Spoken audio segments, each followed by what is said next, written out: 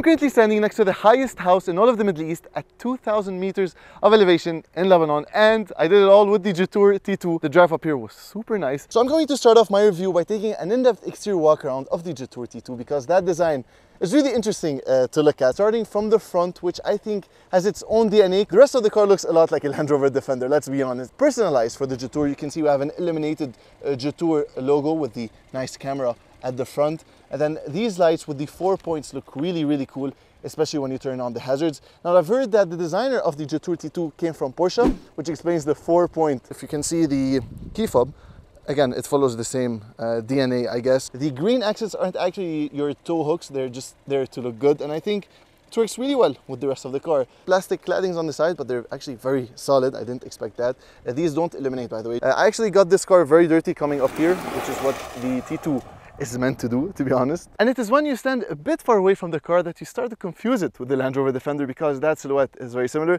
This car is smaller, so directly you notice that it's a cuter, more affordable version. At $45,000, you're getting so much for your money. And it's when you come close to it that you're going to see how that rear design is shaped and how it kind of enlarges on the side. Again, very Defender-like. Jetour emblem. This, by the way, doesn't open by holding on it. You simply have to press a button and it will unlock basically your door, which fortunately is a soft close door. These are actually just there to look cool. They're not actually functional. They just add to the ruggedness of the car, as well as these lines over here on the top. And then you have got your camera. So I just want to show you how easy it is to open the hood. Look how we're gonna unlatch it twice and then you simply lift it. Look how easy that is. And then it will reveal the massive 4-cylinder engine. The T2 is powered by a 2-liter turbo 4 that makes 254 PS and 390 Nm of torque, mated to a 7-speed dual clutch. The car weighs in under 1.9 tons, but it doesn't feel underpowered and manages to tackle any obstacle that's under 220 millimeters.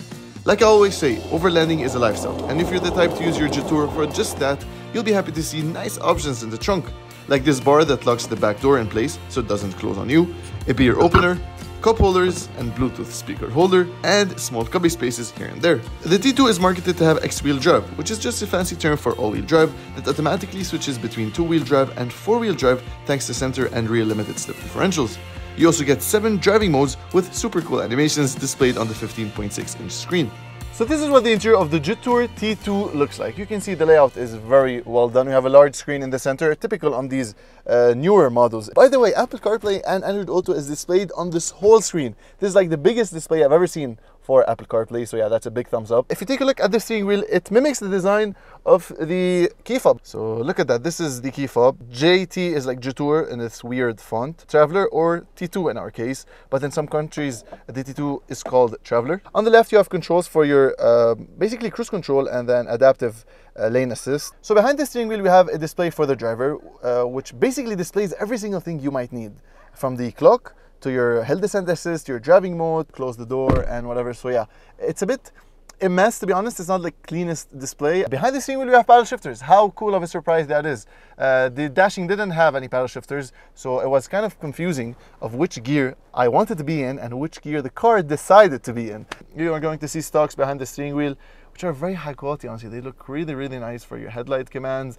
And then on the right, basically your wiper commands. So yeah, very premium stuff, I have to say, in this car. For a $45,000 car, I mean, this thing is just very well equipped. Drive Your Future is what Jetour is now putting on every single panel of the car. Yeah, you'll see it literally everywhere. So yeah, it's displayed down at the bottom, and even Drive Your Future again in this different font. I don't know why they decided to change the font. So first of all, look at this nice panel and grab handles, kind of like a Porsche Cayenne.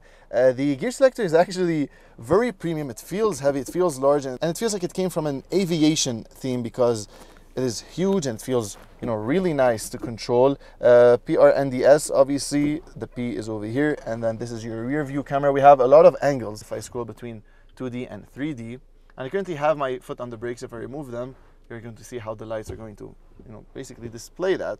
So yeah, those attention to detail, I really like them, especially that the car is gray and this is in gray. If I turn on the lights, for example, it's going to display it on the screen, even though it just kind of dimmed it out. Hazards. And if you want to do the manual shifting, simply put your foot on the brake, obviously, and then press it again once to go into plus and minus. And this is your all-wheel drive controls, which again It's very nice, and I'm gonna show you why. So this is my controller. When I change the driving mode, it's going to display a very nice animation for every single driving mode you might think of, including snow and whatever. So yeah, look at that animation. I mean, that attention to detail is just, Jetour have done an amazing job with the whole infotainment system. Is via this mode, and then if you press it, you're going to go into X mode, which lights up everything, and it's going to display on the screen. Kudos to Jetour for not having piano black over here. They have this nice trim, and then these kind of transparent buttons for hill descent, and then your parking cameras, and then on the right you have your AC and then your defrost. I'm still disappointed we don't have a physical volume knob. One of them could have been, you know, a volume knob up and down. We have wireless phone charging, and then obviously this reminds me a lot of the Defender, but instead of having like a Defender writing, we have this map with like waypoints or whatever.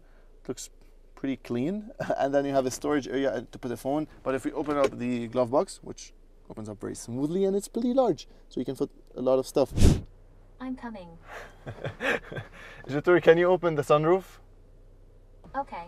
Alright guys, so we're setting off in the Jetour T2. Parking brake is on the left. The steering wheel is very light. It's actually too light to my liking. I liked a bit of feedback from it. I really like the fact that we have paddle shifters behind the wheel. That's something that I always complain about other Chinese vehicles, that they just decide not to put paddle shifters, so you can't really do the shifting duties by yourself. Let's try the hill descent assist, since we're going down on a steep downhill. So we have to first of all switch to rock mode using this. There we go, it's doing its thing. I don't have my feet on the brakes. It's just going down by itself at around 7 kilometers an hour. The infotainment system is super snappy. You can do everything from that screen, from your headlights, your window commands, literally all your driving modes, climate control, so everything is through that screen, which surprisingly works brilliantly. It is very quick, super nice to use, and I really like this display that you get. I'm going to show you that in a second, of the car. It's going to show you how the wheels are tilted, which direction you're going, the altitude that you're at. Above the driver you have this small cubby space to put, well, glasses and whatnot, so yeah, that's pretty a smart touch. From the dashing, I felt like Jetour is really headed into a very bright future. I was just a bit disappointed about the way it drives and the power delivery. Let's go into sport and let's try and see that throttle response. So you can see that engine roars a lot.